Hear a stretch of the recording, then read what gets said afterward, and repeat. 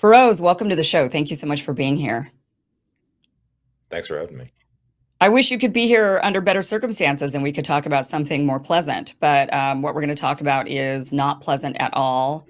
And what you saw in Gaza sounds like it wasn't pleasant at all. I want to start off with this. The New York Times piece you wrote was pretty powerful. 65 doctors, nurses, and paramedics, what we saw in Gaza.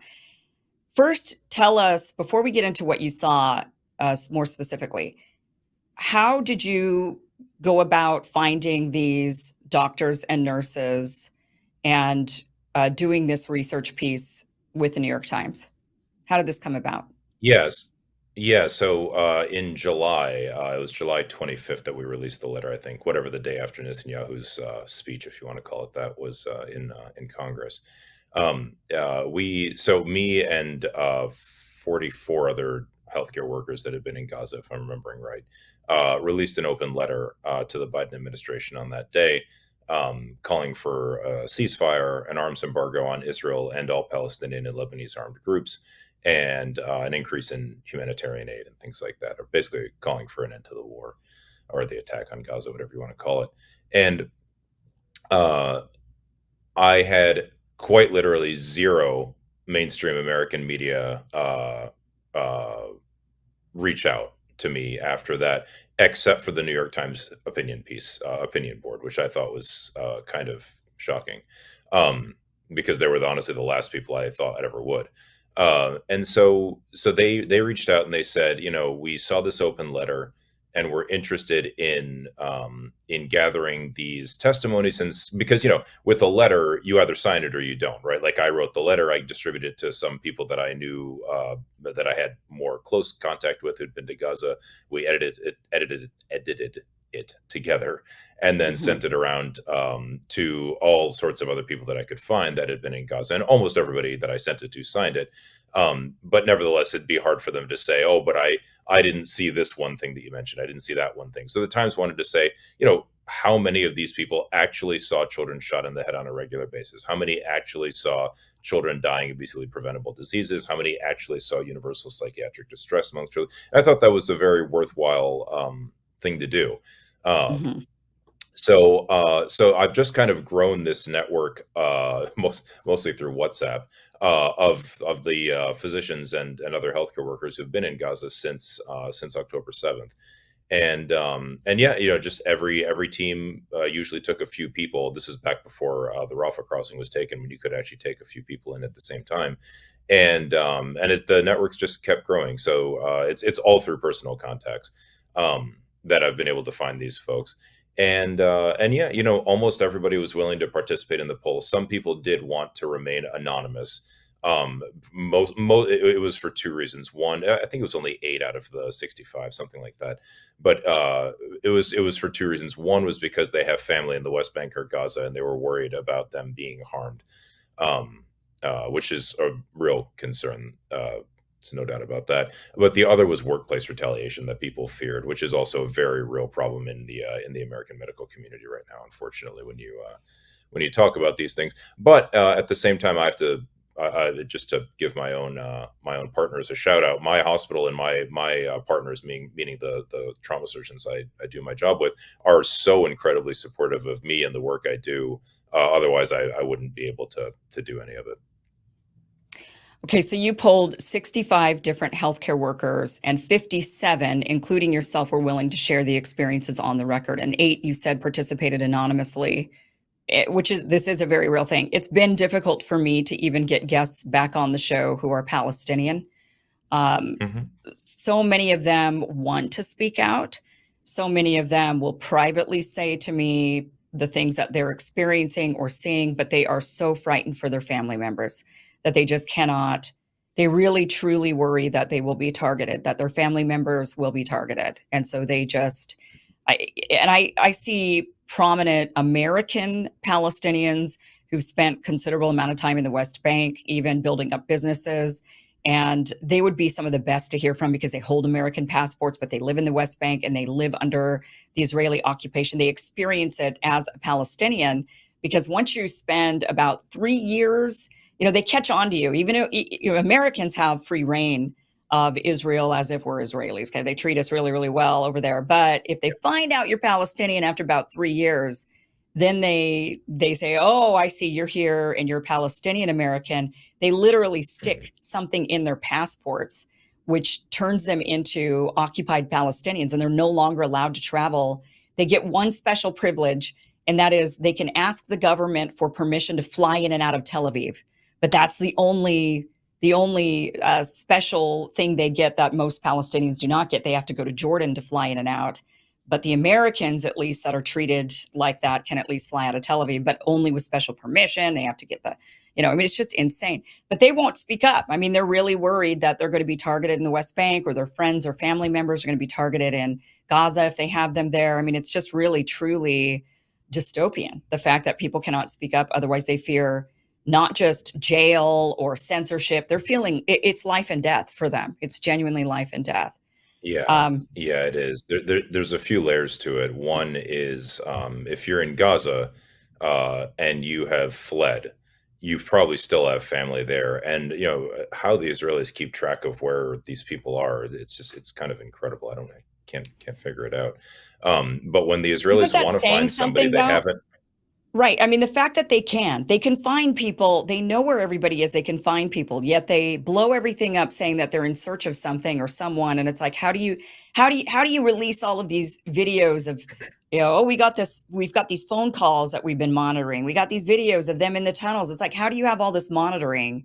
But then you're claiming that you're still looking for hostages. You probably know where they all are, and you're just blowing stuff up. It's just beyond. I don't understand it. I don't understand, but they are very good at keeping surveillance. Very good. Yeah, well, they're very, the Israel has developed a huge network of collaborators in the Palestinian territories, and that's one way that they can find people when they're looking for them, um, and Why do you it's think these really people kind of incredible. collaborate?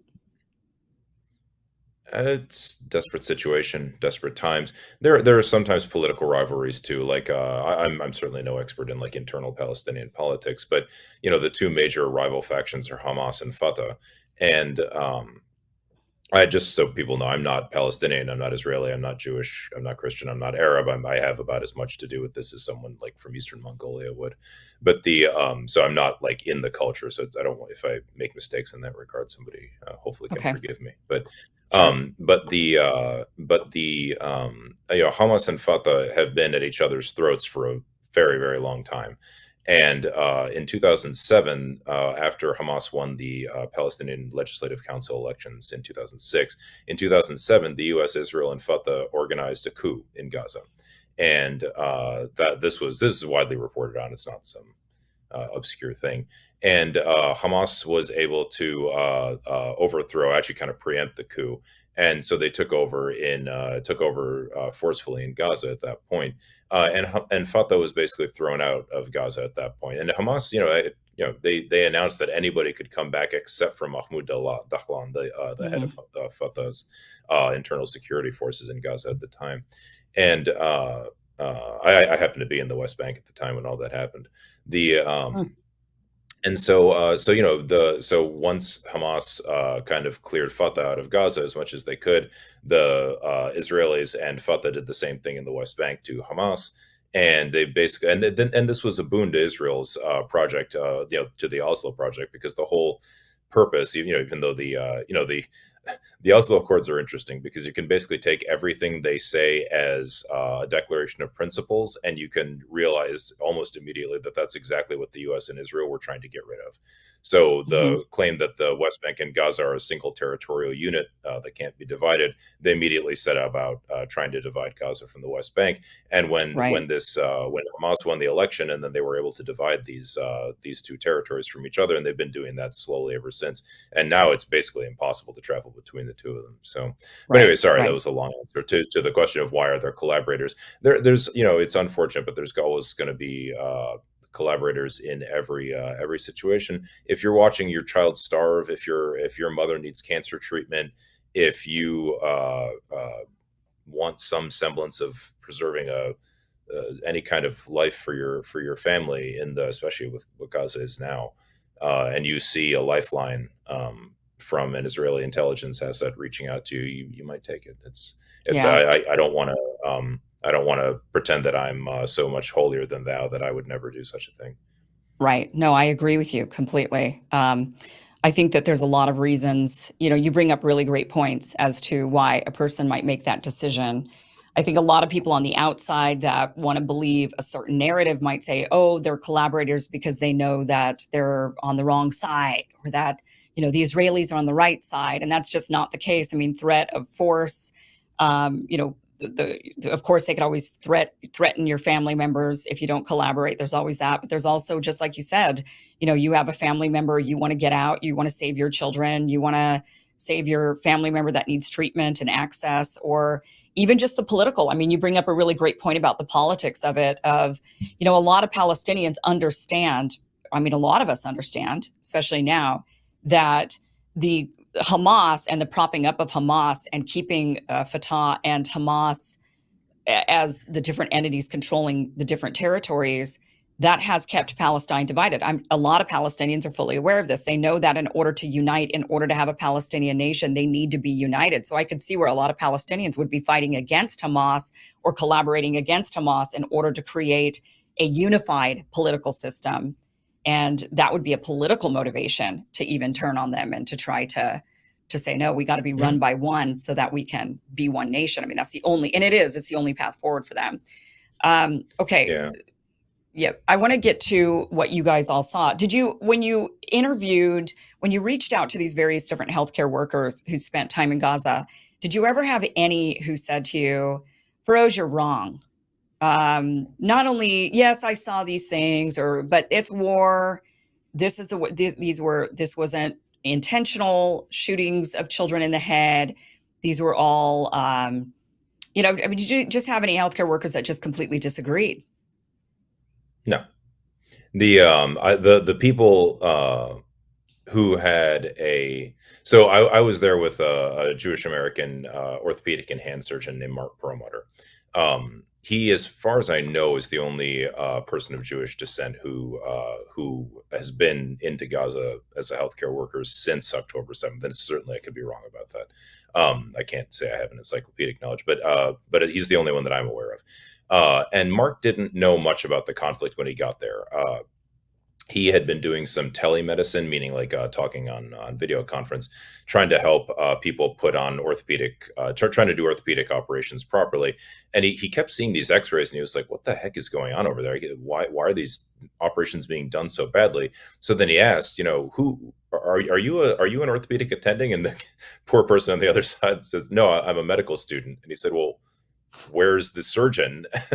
And they said, "Oh, they're dead, or they fled, or so he said, "Oh my God, that's that's terrible." And Mark is the president of the World Surgical Foundation. He's been the president of the the USA chapter of the International College of Surgeons. He does like mission trips several times a year, mostly in Honduras and Nigeria, if I'm remembering correctly. So he's a lot of experience in the world. But he was like, "I've never heard of all the attendings having fled or being dead. So let me go there and help." And as a Jewish person, and again, a Jewish person who Wow. didn't know much about the conflict, he was worried. He was like, "I don't know if I'm going to be safe." And I'm really glad actually he and I got into the same van for the drive, because at that time you could go to Cairo and drive across the Sinai to get into Gaza, because Rafah was still open.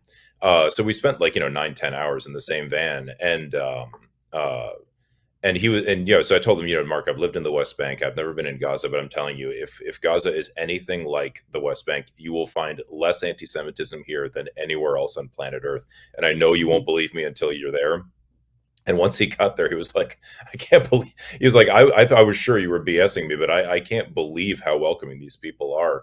And he's like, "Not only am I an American, but I'm a Jewish American. Like, I honestly, he was just honest. He's like, I thought there was somebody who was going to try and kidnap me or something." He's like, "I've never Yeah. felt safer in my life, except for the bombs that are dropping." But anyway, Right. so Exactly. Right. no, after being there for about 5 minutes, it's just not hard to see what's going on.